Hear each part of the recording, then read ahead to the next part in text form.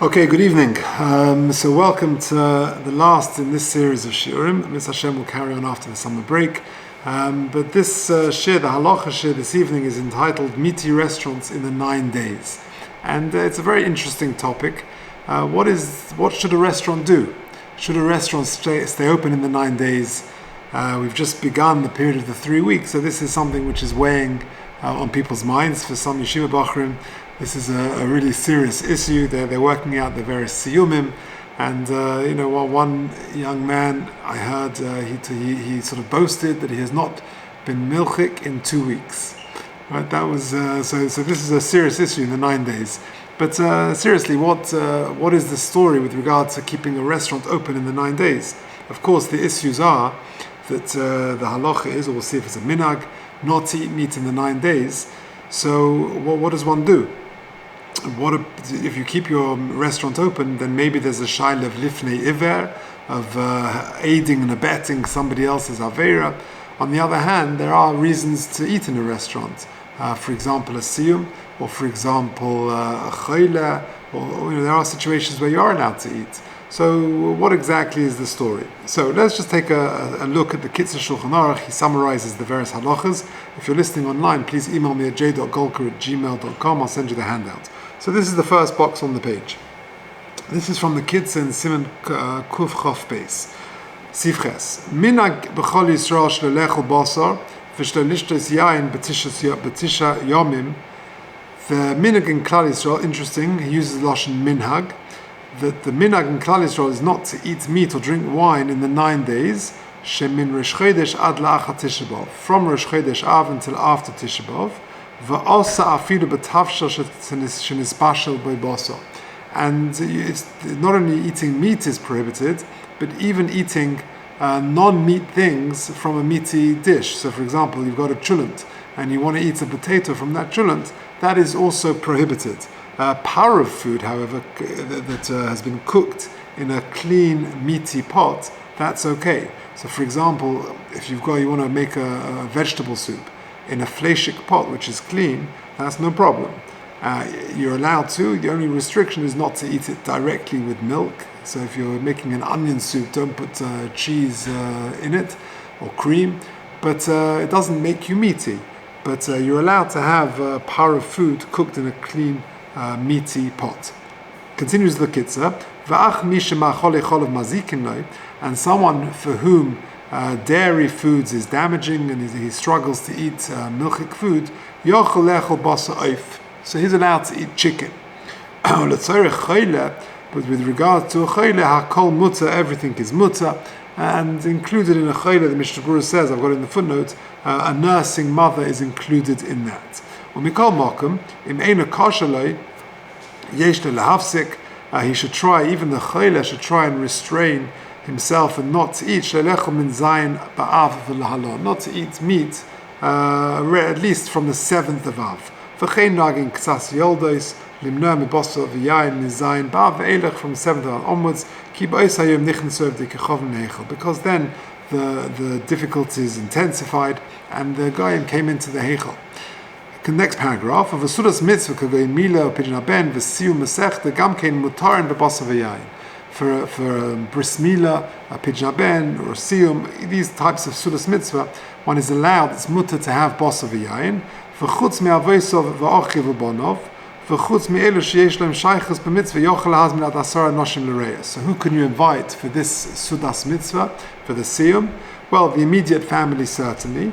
And then, in addition to that, you can have a minyan of 10 people, the reus, for friends. And interestingly, Ramesha writes, I've got it in the footnote there, this is from the Reb Shimon Eider's Sefer, he says that those who normally eat together with the person who completed the Masechta, they can eat in the siyum. So for example, in a camp situation where all the camp is eaten in one dining room, then that would be okay for them all to join in that siyum if they ordinarily eat together. But certainly a family siyum and things like that, that would be totally acceptable if you would normally be invited to that siyum.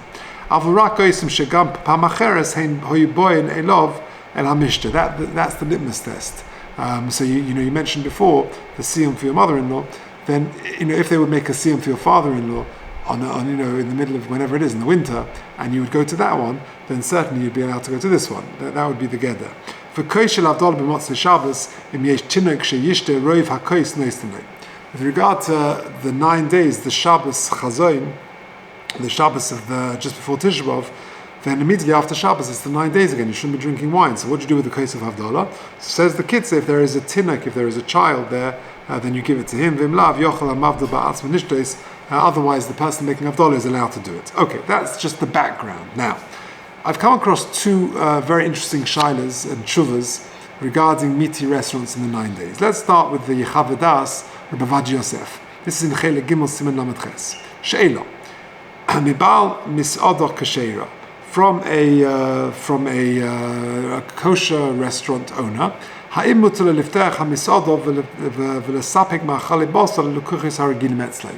Is he allowed to keep his restaurant open to serve his regular clients?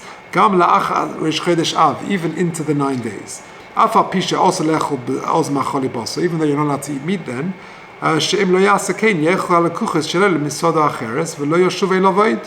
He'll lose his client base. They'll go to another restaurant and they might enjoy that restaurant more, and he'll lose his clients. Is perhaps there is the concern of lifnei iver, that you're feeding them something which they shouldn't be eating. Tshuva, says Rabbi Vadia, Omnam, ein issa midin hatalmud b'achilas basa b'yom me'ileh. There is no issa in the Gemara to eat meat during the 9 days. Elarak b'suda mafsekes be'erev Tisha B'Av. The actual strict halacha is during on Erev Tisha B'Av, on the Suda Mafsekes, that is when there's a prohibition to eat meat. Kamavu Mishnah, that's the Mishnah in Tanis Chavav of a Gemara Sham and Daf Lamed Amud Aleph. V'chein mevu b'poiskim Ulam Kosav HaRambam shekvar noagu Yisrael shlelechol basa b'shavua shechol b'Tisha B'Av, that the minhag is, says the Rambam, not to eat meat in the week of the Tisha B'Av falls, ad sheyava Yom HaTanis, until the fast passes. Minhag Ashkenaz, and the minhag for the Bnei Ashkenaz is she'achidim nimnoi me'achilas basa v'shtias yain ha'achel m'shivos b'tamas v'hala. There is a minhag, but it's not well known, and I'm not aware of anyone who does it, not to eat meat at all in the 3 weeks, from shivos b'tamas onwards. Ach mirish chodesh av v'hala kol nimnoi me'basas v'yain Zula Shabbos. But from the 9 days on, that's the minhag that everyone keeps in Bnei Ashkenaz from the 9 days. So for Sfaradim, it's really the Shvur Shechol Boy, and for Ashkenazim, says, or the Rambam certainly is the Shvur Shechol Boy, and for Ashkenazim, the minhag is from the 9 days. V'lechoyer, next paragraph. V'lechoyer lefizeh, yesh mokum loima, shehamagish ma'acholi basar lekuchos Yehudim masada shalei, that if you're providing fleshik, meaty food in your restaurant, then over mishum lifnei iver sitting mishul, you are violating lifnei iver. You are helping them eat something which they shouldn't be eating. V'afal pisha omru b'meseches avodah zara she'is lifnei iver lo sitting mishul einu noegel b'dekoi b'trei avra denaro. Now, this is very interesting. Whenever you discuss lifnei iver, facilitating somebody else's avera, the Gemara says in avodah zara that it's only a problem in a situation of trei avra denaro. That literally means 2 sides of the river. That I'm on one side, there's a river in between, and he's on the other side, and he can't get the food unless I actually give it to him. So if I am actively facilitating his aveira by passing him food which he could not get otherwise, that is lifnei iver. As Ravaja goes on to say, Koloma she'ein kol efsharis la'adam lavar aveira el al yedei zeh shemachshilu b'kach. I am the one who's facilitating his aveira. Avalim ha'over al ha'isa. But if he can go ahead and do the Issa without me, then me helping him doesn't violate Lifnei Iver Min HaTorah. And in this situation, there are other meaty restaurants this fellow could go to. So if I keep my one open, Min HaTorah, it's not Lifnei Iver, because he could go to other restaurants. Ulam. HaMishnah LeMelech. Now, the Mishnah LeMelech says, Kosav, shezehu dafke im yuchel la'ava lo isa mibli shetzir yad Yisrael be'emtza. When do we say that the lifnei iver is only a problem if it's me facilitating Zavera? Certainly Min HaTorah. That's only when, then in a regular situation. Dafke im yuchal where there's no Jewish person as an intermediary. But if the only way for him to do it is for him to go to another restaurant where there's another Jewish person who's doing it, the other fellow is also obligated by Lifnei Iver. So the Mishnah Melech would be of the opinion that since that another person would be the person facilitating his Aveira, therefore Lifnei Iver would still apply. Ulam, but that is actually machlokes. And Rabbi, I've just condensed the tshuva and extracted the key points. But he then goes on and says, he quotes Kedarka B'Kodesh, loads and loads of Makoros, and he says, "V'b'chalit tshuvas k'saf soifer hiskim gamkein lahakel kapnei Moshe v'delo k'hamishn lemelech."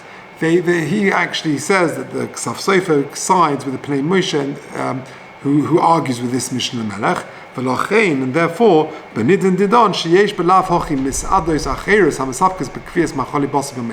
since there will be other fleishik restaurants open during the 9 days, and therefore if I close my store for 9 days, I'm going to incur a loss. They'll graze in another field. Yeah, it's an interesting phrase. One can be mekel, because at the end of the day, I'm providing kosher food. It's just that hayom goyim. It's just that during this period of time, I'm not allowed to eat it. Okay. Now this is very interesting. It says Bavadia, even though Tosfos, the Rosh and the Ran, this is in Shabbos Daf Gimel, right?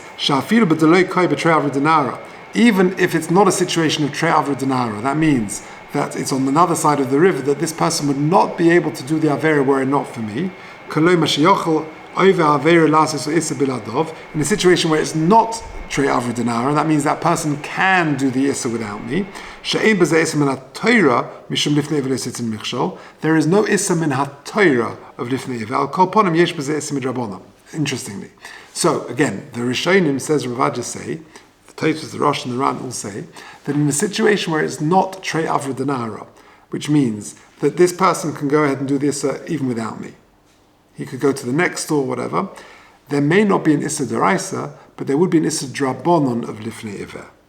Nira, but that rule, that opinion of the Rishonim is Zel Ke'ikar Issa Min HaTorah. That's when the primary Issa is Min HaTorah. Aval B'Issa Drabonon, if the actual Issa we're talking about is an Issa Drabonon, Kol Sheyochel Aval Isser B'Lav Hochi, Mutar L'Chatchila will be okay. So, very, very interesting rules regarding Lifnei Iver. The regular standard rule of Lifnei Iver is Trei Avra Denara, which means I'm only over the Issa of Lifnei Iver if he would not be able to do this Avera without me.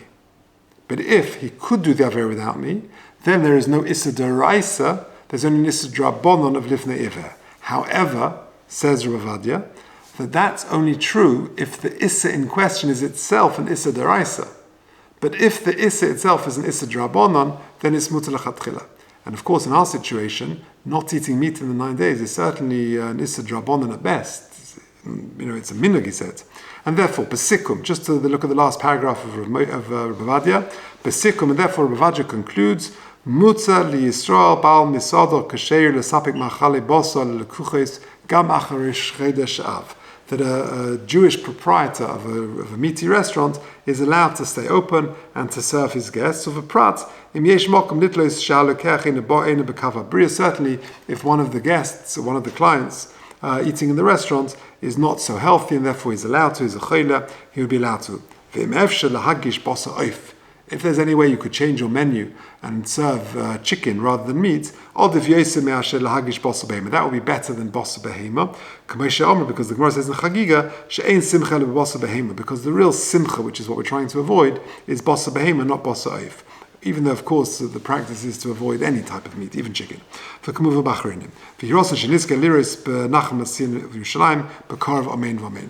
is Rabbi Vaj's take on it. Now, there's another tshuva which I came across, which for us here in London has interesting resonance, because it's from Moshe Sternbuch, of course, who was here in London after South Africa, or before South Africa actually, and the people he's quoting are great London Rabbonim. So let's just have a look. Again, I've extracted the key points to this tshuva. This is on the second side. She'ela. This is in Tshuvas Van Hogus, in the second volume, Siman Reish Nun Zayin. Ha'im mutal mis'ada lahagish petish yom orchos in basel anoshim shebelav ha'chiach l'treifas. Are you allowed to keep your Meaty restaurant open to serve clientele who may otherwise go and eat treifa food in a different restaurant?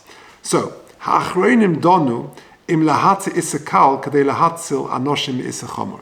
Moshe Sternbuch takes a slightly different angle, and he refers to a famous discussion whether a person is allowed to violate a small issa to prevent another person doing a larger issa, which is a big topic and is a very interesting topic.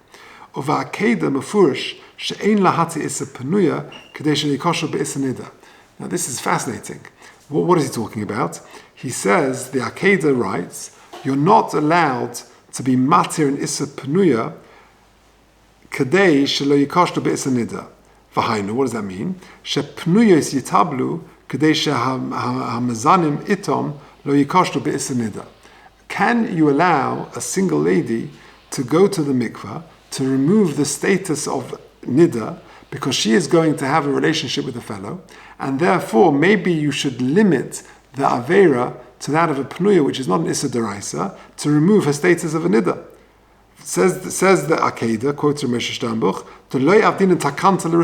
no, he says, you're not making takonas for Rishoyim, you can't allow that.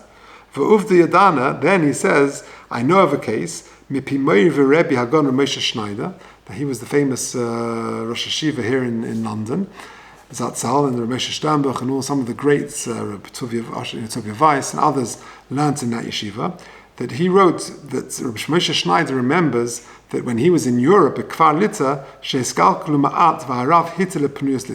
the Rav there in that particular shtetl allowed the Penuya to be toivel to avoid the more serious Issa Karis of Nida, but Kufa Katora Sipa Shekulim Iskalkul Lagamri. And that was a very bad precedent because it was a slippery slope, and in the end everyone was being nichshal in much more serious averas. Omno. Then he quotes, Hagan HaMefusim Shmuel Yosef Rabinov. I don't know if you've heard of him, but he was the Rav in Grove Lane. Shmuel Yosef Rabinov, he argues with this riot that Moshe Schneider brought. It's exciting for me to see these famous personalities when our youngest is called Shmuel, is actually called Shmuel Yosef. He was named after other people. But at the bris, Rabbi Roberts came to the bris, and he was very excited after he heard the name. He said, did you name him maybe after Shmuel Yosef Rabinov, who was the Rav in Grove Lane? And people spoke about him in wonderful terms. He was a Gan Olam, and I said, no, he's named after other family members. But Shmuel Yosef Rabinov he didn't have children, and he was the Rav of Grove Lane. Funny enough, yesterday my father's cousin Michael Binstock told me. We were talking. We went to the Beis Olam, whatever. So he was telling us stories of our family history, and he told me that he was once in Grove Lane, and he was waiting outside. The Rabinov was like waiting to go in. So he was an older man by then. So Michael Binstock, then he was a teenager. He thought that he couldn't open these heavy shul doors. So he said, he said to him, do you want me to open the door for the Rav? So he says, no, it's okay. I can do it myself. So he said, well, what are you waiting for? It's okay. And he realized he was waiting for the tzibur to anyway be standing up, and then he would go in. He didn't want to go in when they were sitting down. They'd everyone have to stand up. That's the mark of that sort of man. Anyway, let's carry on. So that is the machlekes, whether or not you can do an isakal kadei lahatzal anoshim and isachomo. Okay, be that as the way, that's the debate. V'hoemes. Says Ramesh Sternbuch, we certainly try to minimize the surim for those who are violating them. And if the restaurant owner wants to open up so he could spare people a much graver situation of eating treif, we're allowed to be silent. We don't want to try and encourage Klal Yisrael to eat isurim, to eat treif. Obnom. Says Ramesh Sternbuch, that means you have to protest. But to actually give a hechsher where they're doing it, that's not so straightforward. We know that for a chayla, for someone who is weak, we're not makbid for them not to eat meat and wine and meat and chicken and things. And therefore, even the restaurant owner is allowed to feed them. Says Ramesh Sternbuch, my advice is, hang up a sign in the restaurant to say the following. Minhag Yisrael limona me'achilas balsa b'tish yom v'choyle v'cholish muta. The minhag in Klal Yisrael is not to eat meat in the 9 days. However, a sick person or a weak person is allowed to. And that has fulfilled his obligation. He doesn't have to ask every guy coming into the restaurant, tell me, are you unwell? Are you sick? And work out if he's able to eat meat. So it comes out that according to Rabbi and Rabbi Moshe Sternbuch, you're allowed to keep the restaurant open, either because there is no Issa Lifnei Iver, says Rabbi Yosef, because we're dealing with an Issa Drabonon, and therefore, since it's not a case of Trei Avra Dinara, because they could go elsewhere, and therefore there's no Issa Drabonon of Lifnei Iver, there's no Issa Deraisa of Lifnei Iver, it's only Issa Drabonon, and in this situation, that only applies when the issue in question is a deraisa. Here it's a drabonon, at best it's a drabonon. And therefore, according to Rabbi, it says it would be muta. And according to Ramesh Sternbuch, he also allows it, suggests you put up a sign. I've never seen this in a Meaty restaurant. But they put up signs. They put up signs to say good fish menu available for the night. Really? Okay, good. Yeah, I suppose so. So that gives people the options, and those who are not well, or those who've got to see them, they can do that. But I think that it seems to be that the Olam seem to be quiet about it. There's no protest about it, and there's certainly precedent to allow it. And I think my experience is that restaurants are open. The Fleishik restaurants and the hechsher, with all the good hechshers, are open as normal. And either because there are plenty of Sudas mitzvahs that are taking place, or there are cholim, and for the reasons that we've discussed, that's why it should be okay. Or having fish and vegetarian, exactly. Same as a fasting, isn't it? I think, by the way, I was told that years ago, there were here in, I think it was in London, that restaurants were open on Tisha B'Av. Now that I don't see. That I think everything is shut on Tisha B'Av. I don't think I've seen the stores, the grocery stores are open. Really? I'm not sure. I think Tisha B'Av everything's shut. Would it be because someone may go eat in a non-kosher restaurant if it's not open? Yeah, so that could be the concern.